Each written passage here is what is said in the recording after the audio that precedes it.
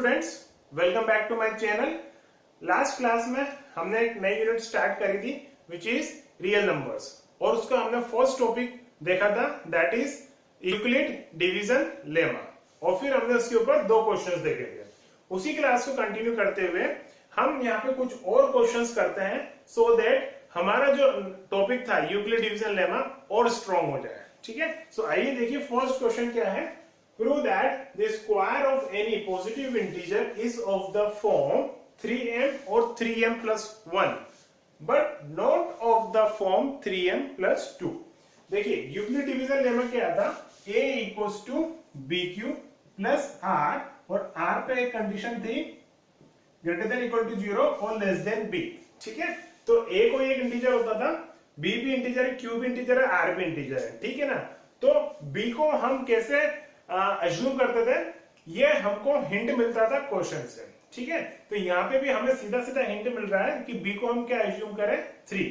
ठीक है, it is not always true कि क्वेश्चन में जो यहाँ पे दे रखा है वही हमेशा b होगा। ठीक है ना, it is just an indication. बाकी हमें हमारी नॉलेज अप्लाई करनी होगी कि b को क्या मानना सही रहेगा। 90% b हमेशा यही रहता है, 10% में हमारी प्रैक्टिस काम आती है। ठीक है, सो देखिए इस क्वेश्चन को करते हैं। Let a be any positive integer and b equals to 3।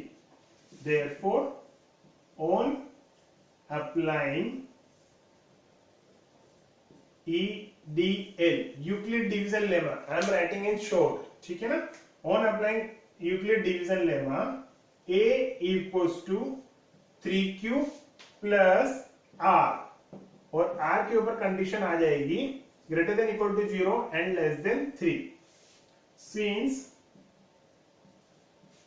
r is greater than equal to 0 and less than 3, it implies r will be 0, 1 and 2। Therefore, a equals to 3q, 3q plus 1 and 3q plus 2।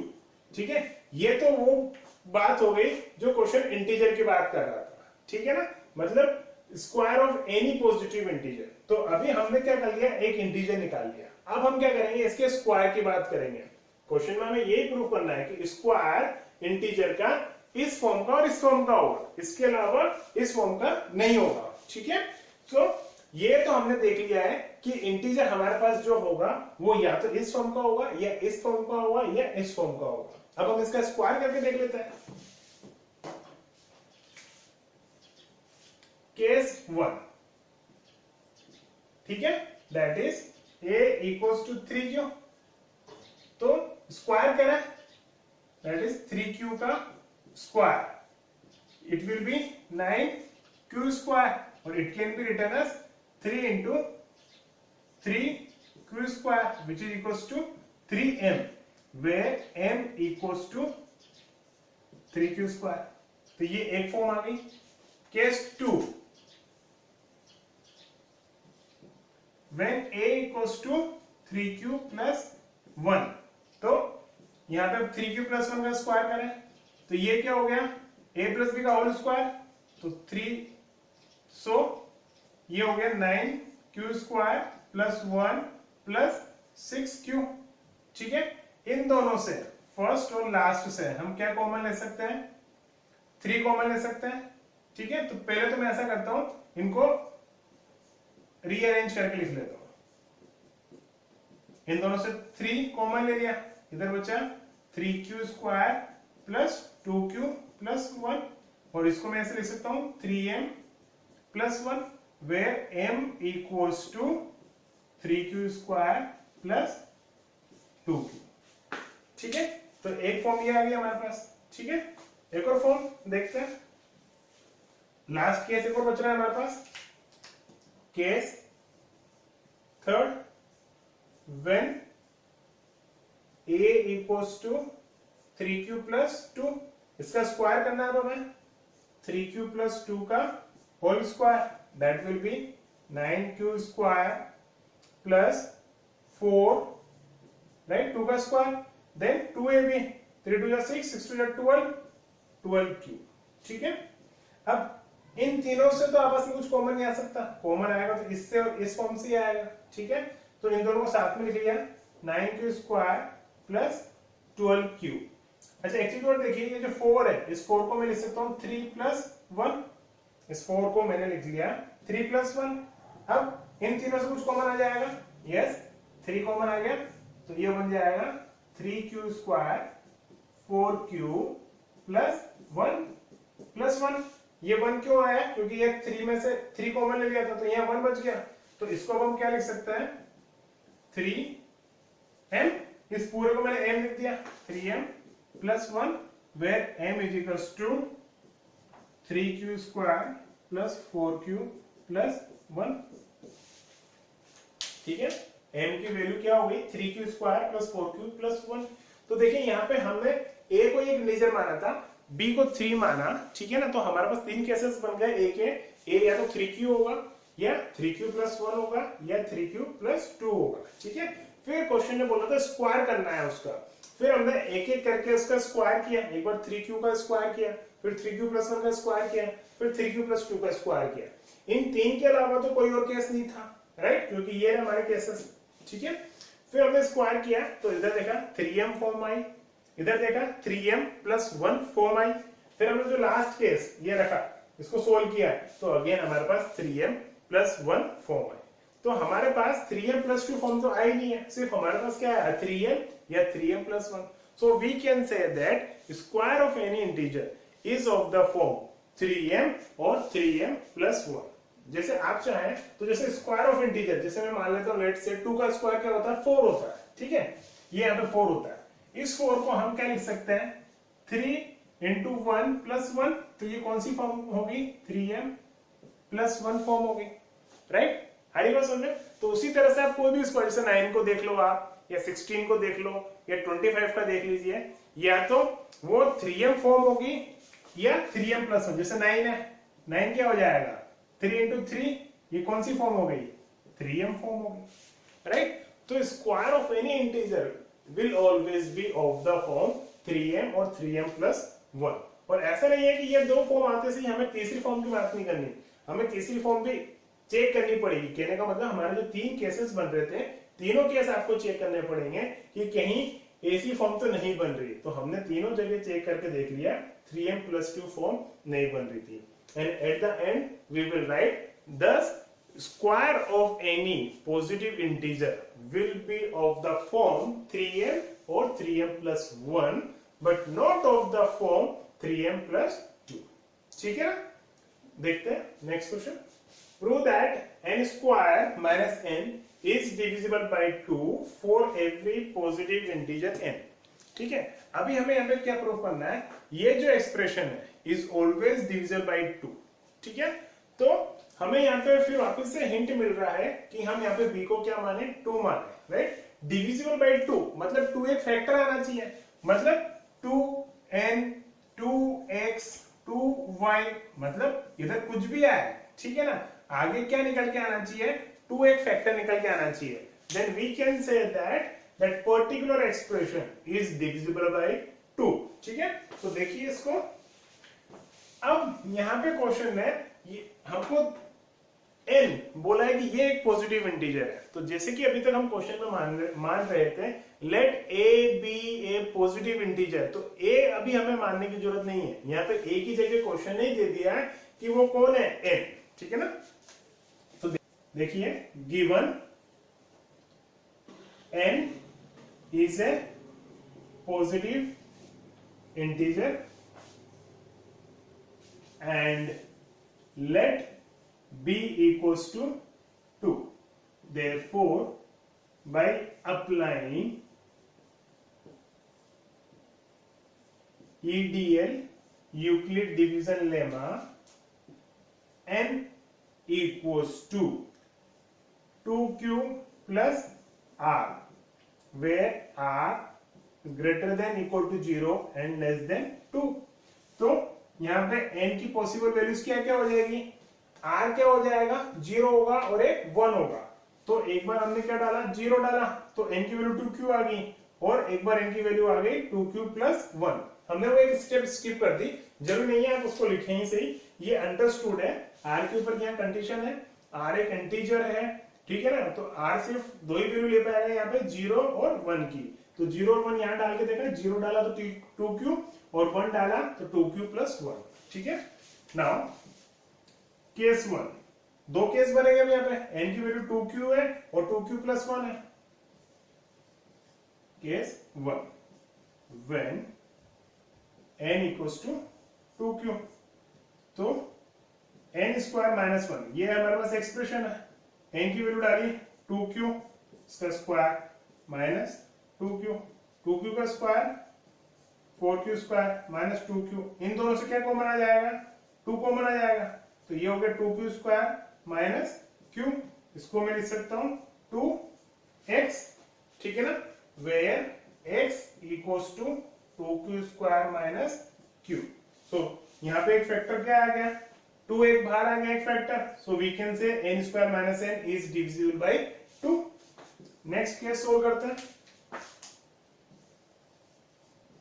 Case 2, when n equals to 2q plus 1, तो n square minus n की जगह 2q plus 1 का whole square minus 2q plus 1, इसका whole square expand कर देते हैं, ठीक है, तो क्या आ जाएगा, या फिर एक काम और कर लो बेटा, यहां से हम क्या करें, 2q प्लस 1 और 2q प्लस 1 कॉमन ले लेते हैं, 2q प्लस 1 हमने कॉमन ले लिया, तो यहाँ क्या बच गया, 2q प्लस 1 बचा, क्योंकि ये तो होल स्क्वायर था, एक 2q प्लस 1 बाहर आ गया, यहाँ पे क्या बचा, 1 बचा, माइनस का 1 और 1 कैंसिल, तो क्या बचा 2q, ये वाला 2q मैंने यहाँ लिख दिया, और 2q प्लस 1, और इसको मैं लिख सकता हूँ 2 इंटू y, y की जगह क्या है, y is equals to q into 2q plus 1, ये पूरी टर्म मैंने y मान ली, तो यहां से भी एक फैक्टर कौन आ गया इसका, 2,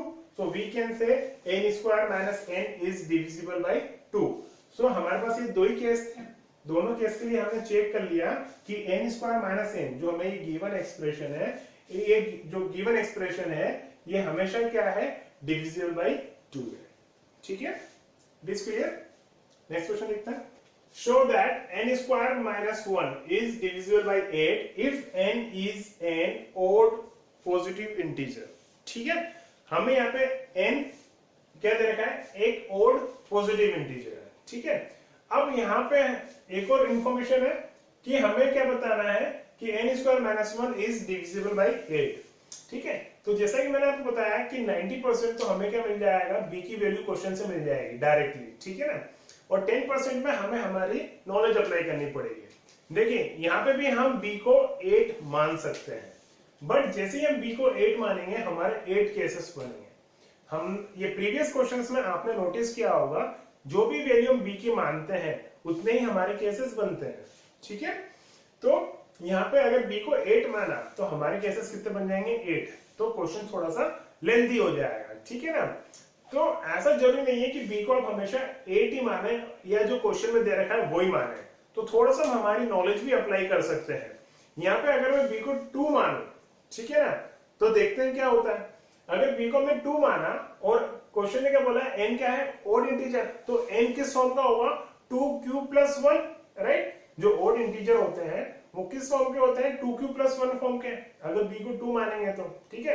और अगर हम उसका स्क्वायर करेंगे, क्वेश्चन ने बोला है n स्क्वायर माइनस 1, तो हम उसका स्क्वायर करेंगे 2q प्लस 1 का स्क्वायर, देखिए यहाँ पे 2q प्लस 1 का होल स्क्वायर और माइनस 1, तो इसका स्क्वायर किया तो यहाँ पे कितना आया, 4q square plus 4q plus 1 minus 1, ये दोनों कट गए, तो इन दोनों टर्म से क्या कॉमन आ रहा है, 4 कॉमन आ रहा है, जबकि हमें कॉमन क्या बताना है, 8 बताना है, ठीक है। तो अब हम क्या करेंगे, b की वैल्यू को इंक्रीज करके देखेंगे, राइट। अब हम यहाँ पे b को 4 मान के देखेंगे, तो जब हम b को 4 मानेंगे तो अब हमारे पास यहाँ पे ओड इंटीजर क्या क्या पॉसिबल है, 4q plus 1, 4q plus 3।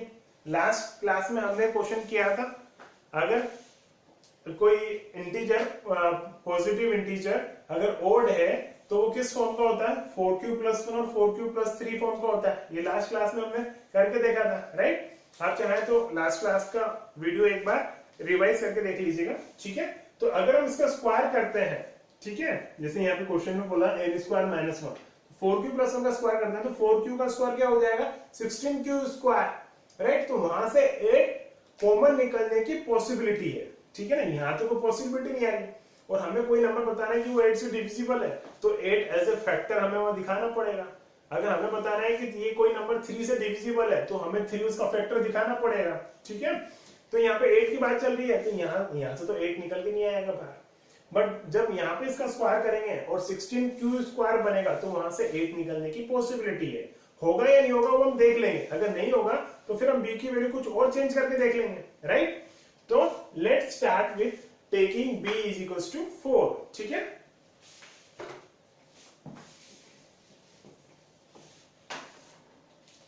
Since n is an odd positive integer, therefore n equals to 4q plus 1 और 4q plus 3।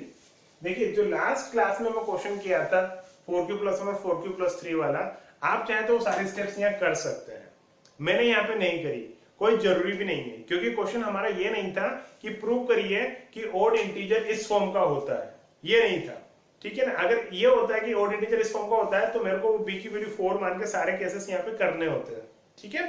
बट इस बार क्वेश्चन ये था कि कोई ऑड इंटीजर है और इस एक्सप्रेशन की वैल्यू जो है हमेशा 8 से डिविजिबल है, तो हमारे पास जो इन्फॉर्मेशन है n is an odd positive integer, वो इन्फॉर्मेशन को मैं डायरेक्ट यूज कर रहा हूं, उसको प्रूफ नहीं करना, उसको यूज करके हमें इस एक्सप्रेशन को डिविजिबल बाय 8 लाना है।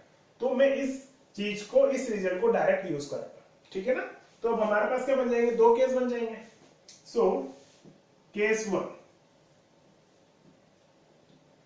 क्या है, जब n की वैल्यू क्या हो गई 4q प्लस 1, तो हम इसको सोल्व करके देखेंगे। n स्क्वायर माइनस 1 को n की जगह हम पुट करेंगे 4q प्लस 1 का होल स्क्वायर माइनस 1, तो 16q square plus 8q plus 1 minus 1 से 1 कैंसिल, ये इन दोनों से क्या कॉमन आ जाएगा 8 कॉमन आ जाएगा, यहां बचा 2q स्क्वायर प्लस q, और इसको हम लिख सकते हैं 8m, where m equals to 2q square plus q, so it implies n square minus 1 is divisible by 8। क्यों डिविजिबल बाई 8 है, क्योंकि यहाँ पे 8 एक फैक्टर बाहर नजर आ गया, इन दोनों से हमने 8 कॉमन लिया, ठीक है। तो ब्रैकेट में ये बच गया था और जो ये जो ब्रैकेट में था उसको हमने m एज्यूम कर लिया, यहाँ पे हमने लिख दिया वो स्टेटमेंट, और हमने स्टेटमेंट लिख दिया n square minus 1 is divisible by 8। तो ये तो एक केस हुआ, करने हमको दोनों केस पॉसिबल, दोनों केस सोल्व करके दिखाना है यहाँ पे, ठीक है। क्यों, क्योंकि ऑड इंटीजर जो है वो इस फॉर्म का भी है और इस फॉर्म का भी है। Case 2 when n equals to 4q plus 3, तो n स्क्वायर माइनस 1, n की वैल्यू 4q प्लस 3 का होल स्क्वायर माइनस 1, तो इसका स्क्वायर 16q स्क्वायर, 3 का square 9 plus 3 4 12, 12 into 2 24q minus 1, 9 minus 1 क्या हो जाएगा 8 हो जाएगा, 16q स्क्वायर 24q यहाँ पे लिख रहा हूं मैं, और 9 माइनस 1 8। अब इन तीनों टर्म से 8 कॉमन आ गया, यहाँ बचा 2q स्क्वायर, यहाँ बचा 3q, यहाँ बचा 1, इसको हम लिख सकते हैं 8। लेट से आप कुछ और वेरिएबल मान लो, चाहे यहाँ पे x मान लो, और x is equals to 2q square plus 3q plus 1, it implies n square minus 1 is divisible by 8. So in both the cases we have proved that n square minus 1 is divisible by 8, right?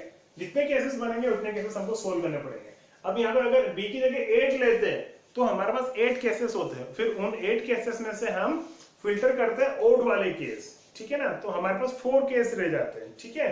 फिर उन 4 case को solve करना पड़ता। तो instead of that हमने यहाँ पे 2 case ही solve कर लिया, ठीक है। और इनकी जगह भी हम तो और कम केस सोल्व करते हैं, दैट इज 2 + 1 वाला, मींस एक ही केस सोल्व कर लेते हैं। मगर इस एक्सप्रेशन के लिए हमें जो चीज प्रूव करनी है वो प्रूव ही नहीं हो रही थी, क्योंकि जब हम 2q + 1 का होल स्क्वायर कर रहा था तो वहां से 4q² ही बन रहा था, वहां से 8 कॉमन आ ही नहीं रहा था, ठीक है। तो जिस हिसाब से क्वेश्चन है उस हिसाब से आपको यहाँ पे b की वैल्यू अज्यूम करनी है और आपको वो स्टेटमेंट प्रूव करना है, ठीक है। नेक्स्ट एग्जांपल देखते हैं। Show that cube of any positive integer is of the form 9m + 1 और 9m + 8। अब यहाँ पे क्या बात हो रही है, कोई भी इंटीजर के क्यूब की बात हो रही है।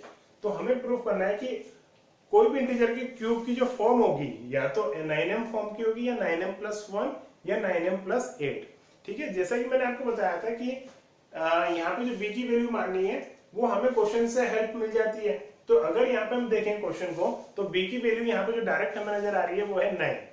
तो अगर b की वैल्यू हम 9 मानेंगे तो हमारे पास 9 केसेस होंगे और फिर 9 केसेस का हर केस का क्यूब करके हम चेक करेंगे कि वो इस फॉर्म में इस फॉर्म में इस फॉर्म में आ रही है क्या, ठीक है। डेफिनेटली आएगी, राइट। बट हमारा क्वेश्चन काफी लेंथी हो जाएगा। तो जैसा कि मैंने लास्ट क्वेश्चन में बताया था, हम b की वैल्यू को कुछ और छोटा मान के देखते हैं, ठीक है ना।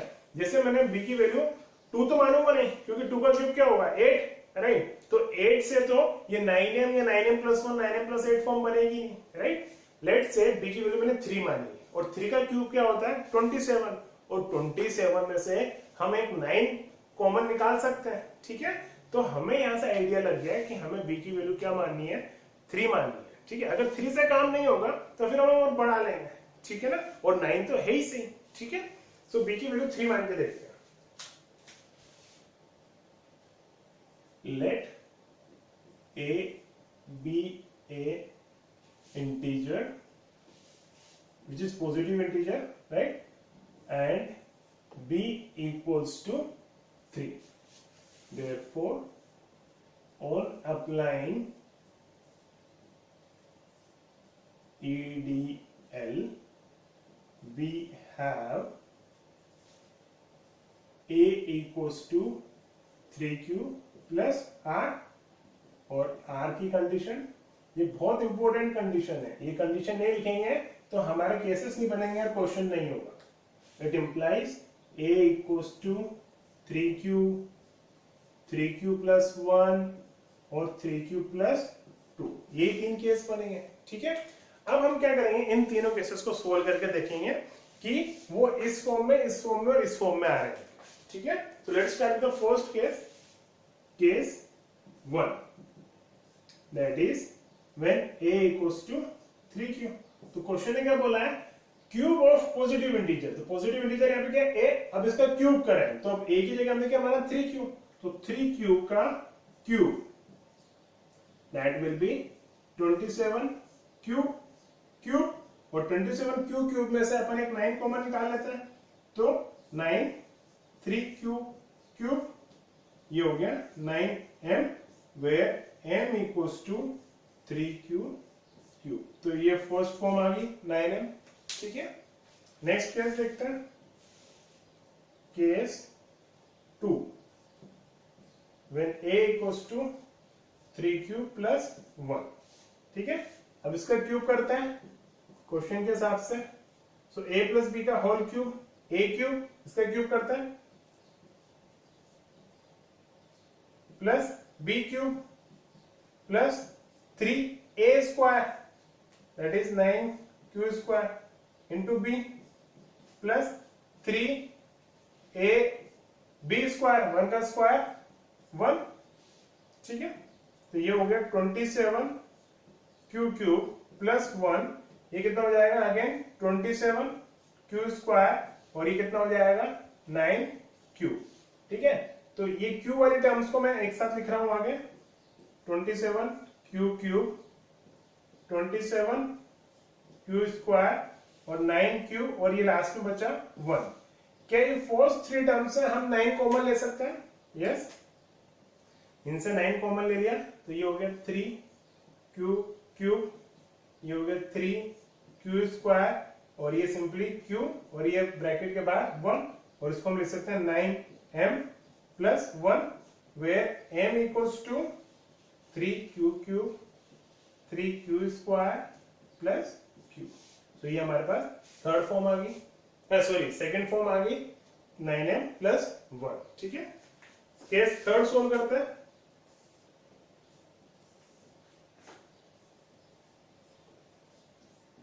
When a equals to 3q plus 2, ये केस थर्ड। ठीक है, इसका क्यूब करना है हमें 3q plus 2 का क्यूब, तो वही 3q का cube that is 27, q cube 2 का क्यूब 8, देन 3 इसका square that will become 9q square 3a square b plus 3a 2 का स्क्वायर 4। ठीक है, तो इसको लिखते हैं 27 क्यूब क्यूब प्लस 8, ये कितना हो जाएगा 3 2 6 और 6 9 54, और ये हो जाएगा 3 4 12 12 3 36 क्यूब। अब क्यूब वाली टर्म्स को मैं साथ में लिख रहा हूं 27 cube cube 54 cube square plus 36 cube plus 8। अब ये जो फर्स्ट थ्री टर्म्स हैं इनमें से 9 कॉमन आ जाएगा, यस, तो इधर क्या बचेगा 3 क्यूब क्यूब, इधर क्या बचेगा 6 क्यूब स्क्वायर, इधर क्या बचेगा 4 क्यूब और इधर बचा 8। ठीक है, तो इसको हम लिख सकते हैं 9m plus 8 where m equals to 3 cube cube 6 cube square और 4 cube। तो ये हमारी थर्ड फॉर्म आ गई 9m plus 8। तो यही हमारे पास तीन केसेस थे, और तीनों केसेस में क्वेश्चन ने बोला था क्यूब करके देखिए, मतलब जो भी इंटीजर है उसका क्यूब करके देखिए। तो उसका क्यूब करा तो केस 1 केस 2 केस 3, तो फर्स्ट केस में आ गया हमारे पास 9m, सेकंड में आ गया 9m plus 1 और 9m plus 8। अच्छा बेटा, ये जरूरी नहीं है कि जो क्वेश्चन में दे रखा है उसी ऑर्डर में आए, मतलब केस 1 में 9m मिले, केस 2 में 9m plus 1 मिले, देन 9m plus 8 मिले, ऐसा कोई जरूरी नहीं है। हो सकता है पहले आपको 9m plus 8 मिल जाए, फिर 9m मिल जाए, फिर 9m plus 1 मिल जाए, कुछ भी ऑर्डर हो सकता है, बट होगा यही फॉर्म। इन तीन फॉर्म के अलावा कोई और फॉर्म नहीं होगी, जो भी क्वेश्चन में बोलेगा उसी फॉर्म होगी। ठीक है, सो आज की क्लास में हमने कुछ एग्जांपल्स देखे थे यूक्लिड डिवीजन लेमा के ऊपर। ठीक है, आप इनकी अच्छे से प्रैक्टिस कीजिएगा। नेक्स्ट क्लास में हम नेक्स्ट टॉपिक स्टार्ट करेंगे Euclid division algorithm, that is very important topic. ठीक है, सो आप इस क्लास को अच्छे से रिवाइज करिए। So thank you so much for watching the video, bye.